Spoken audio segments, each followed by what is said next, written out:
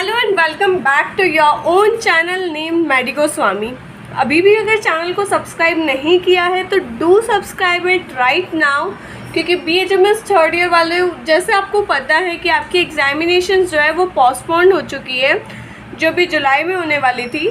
Since new time table अभी नहीं आया है, न्यू डेट्स अभी नहीं पता है, पता नहीं एग्ज़ाम्स कभी भी हो सकती है, but we can not afford escaping the studies. तो स्टडीज़ को कंटिन्यू रखते हैं। ऑब्स्टेट्रिक्स के लेक्चर्स एंड लाइव क्लासेस चल रही है। अगर आप लोग इससे अभी भी वाकिफ़ नहीं हैं तो एक बार चैनल पर जा कर के उन वीडियोस को भी देखें। हम लोग स्टार्ट करेंगे गायनेकोलॉजी इस सेशन से। तो स्टार्ट करते हैं। शुरू के जो चैप्टर्स हैं और शुरू की जो चीज़ें हैं वो बहुत ज़्यादा ईजी हैं। अगर आपको इन चीज़ों में कोई भी दिक्कत है तो आप पूछ सकते हैं। हम लोग स्टार्ट करेंगे अभी चैप्टर नंबर 11 से, बिकॉज आई थिंक कि chapter number 11 is a more mark consuming chapter. So let us start our video without wasting any kind of time.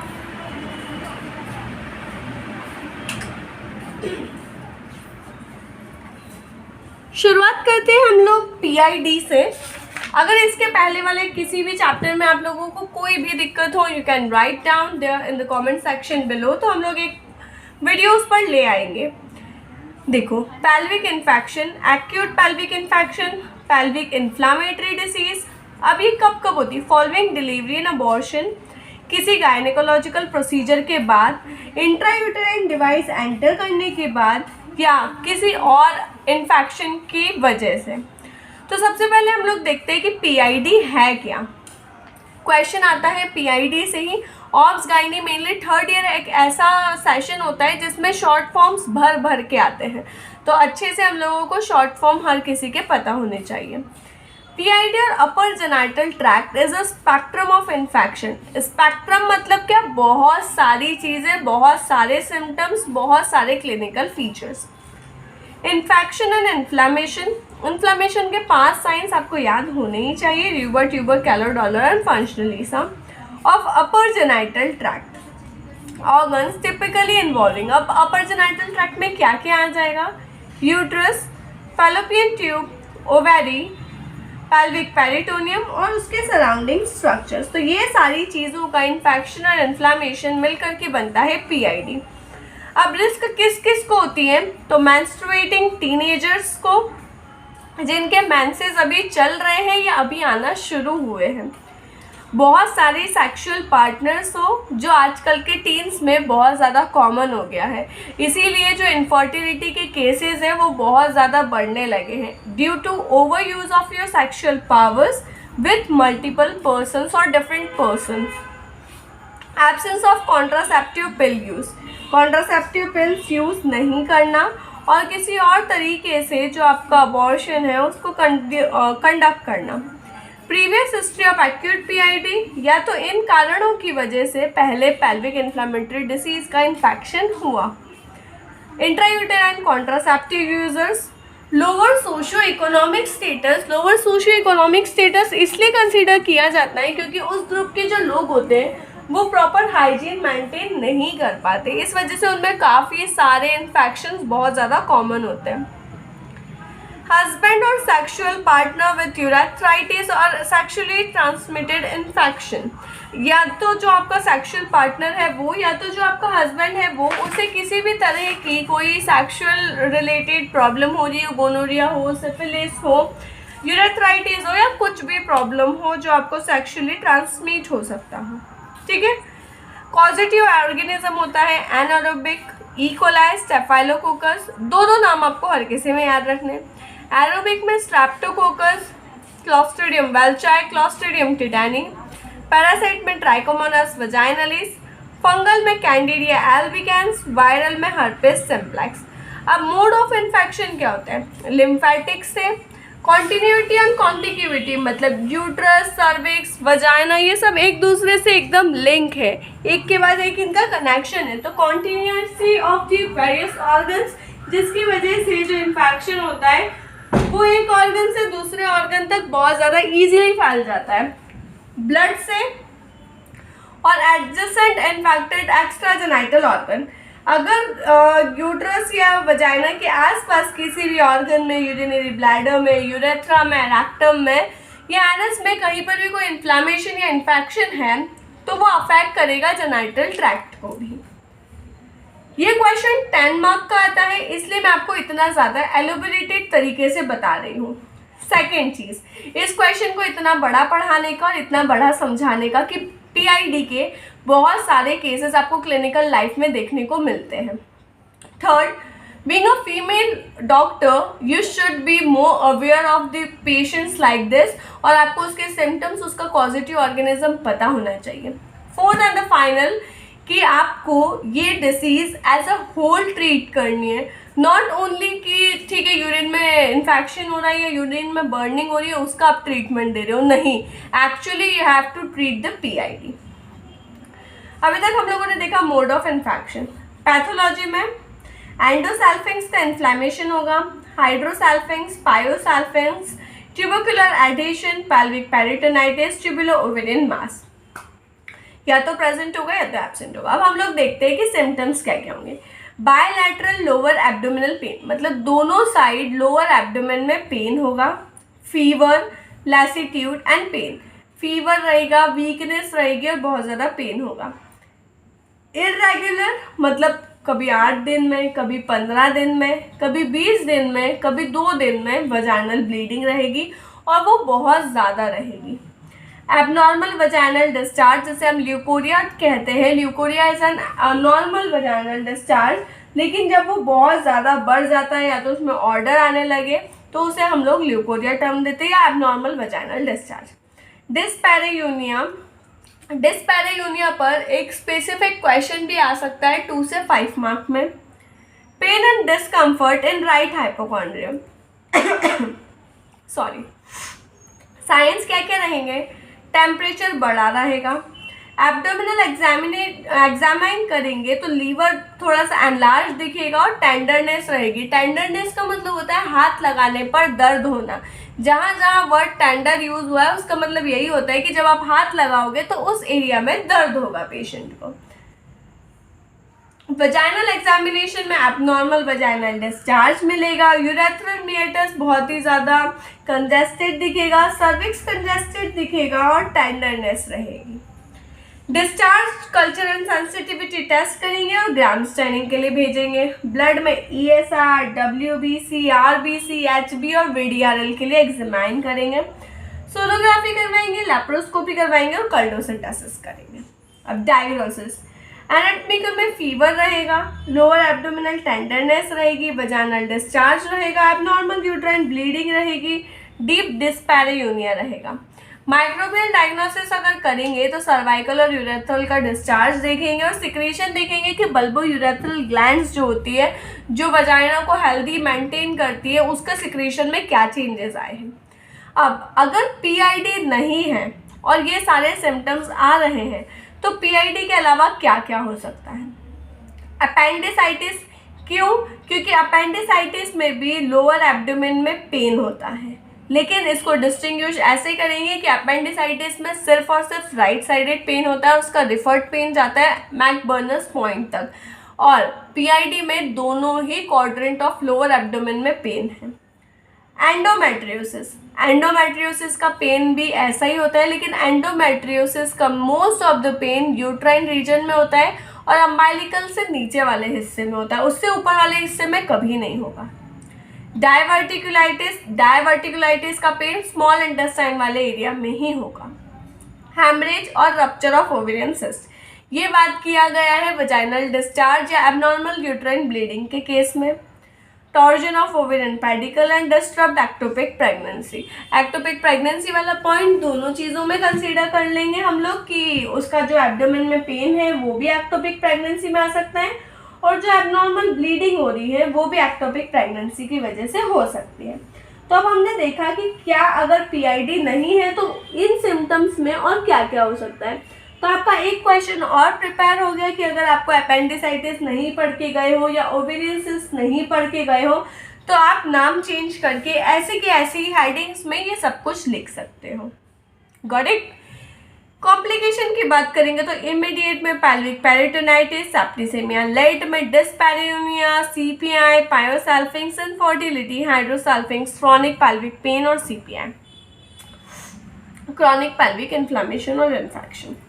Treatment में, प्रिवेंशन में क्या पब्लिक की हेल्थ की अवेयरनेस को लेकर के बढ़ाएंगे। बहुत सारी गवर्नमेंट स्कीम्स ऐसी आई है जिसमें ये बताया जाता है कि अपने शरीर का कैसे ख्याल रखना है, अपने सेक्सुअल ऑर्गन्स को, अपने सेक्सुअल पार्ट्स को कैसे क्लीन करना है और कैसे उनकी हाइजीन मेंटेन करना है। एसटीडी के प्रिवेंशन के लिए भी बहुत सारी कैंपेन्स चलाई जाती हैं।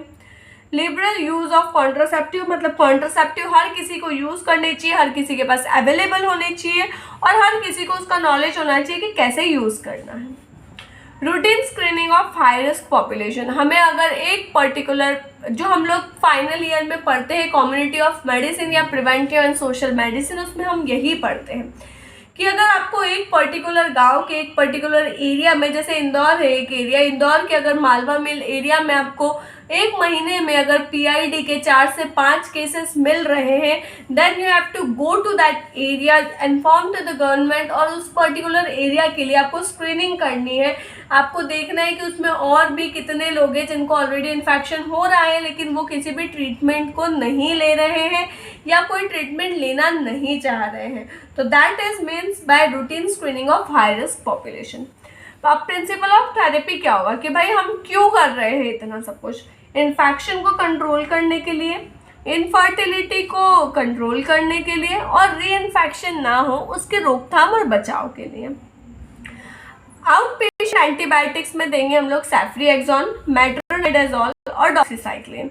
आप पूरे के पूरे गायनी में 5 से 7 याद कर लो मेडिसिन वही की वही होगी। Allopaths have only few medicines to give. Inpatient therapy में हम देंगे ग्लिंडामाइसिन एंड एम्पिसिलिन, या तो सर्जरी कर देंगे। फॉलोअप में पेशेंट आया, उसकी हेल्थ कितनी इम्प्रूव हुई है, उसकी की कंडीशन क्या, उसके अकॉर्डिंग हम लोग उसका स्मीयर और कल्चर करेंगे। बात करें अगर हम होम्योपैथिक्स की, तो एक बहुत सारी लंबी लिस्ट है क्योंकि हम लोग इंडिविजुअली पेशेंट को ट्रीट करते हैं, लेकिन फिर भी आपके लिए मैं 5 मेडिसिन ऐसी बता रही हूँ जो wonderful, rhus tox, silicea, hepar sulph, apis mellifica and calcarea काम। तो ये तो था कि पीआईडी क्या है, क्या उसके सिम्टम्स है, क्या आइडियोलॉजी है, क्या पॉजिटिव ऑर्गेनिज्म है, मोड ऑफ इन्फेक्शन क्या है, क्या कॉम्प्लिकेशन, क्या ट्रीटमेंट है। अगर पूरा आता है तो आपको इतना लिखना है, लेकिन अगर आता है PID following delivery and abortion तो आपको सिर्फ और सिर्फ इतना ही लिखना है। पीआईडी का डेफिनेशन लिखना है और यहाँ से यहाँ तक लिखना है एंड दैट्स इट। अलग अलग क्वेश्चन भी आ सकता है 5 या 10 नंबर में, या तो एक पूरा क्वेश्चन आ जाएगा पीआईडी करके। तो जैसा भी क्वेश्चन आता है वैसा हमें अपीयर करना है। PID following delivery and abortion, positive organism होगा स्ट्रेप्टोकोकस, ई कोलाई या स्टेफाइलोकोकस। पैथोलॉजी में सर्विक्स में होगा सर्विसाइटिस, प्लेसेंटल साइट में होगा एंडोमेट्रियोसिस, मायोमेट्रियम में होगा एंडोमायोमेट्राइटिस और एंडोसल्फिंजाइटिस। क्लिनिकल फीचर्स बात करेंगे हम लोग तो होगा fever, lower abdominal and pelvic pain, offensive vaginal discharge, जो वजाइनल डिस्चार्ज होगा वो बहुत ही ज़्यादा ऑफेंसिव होगा।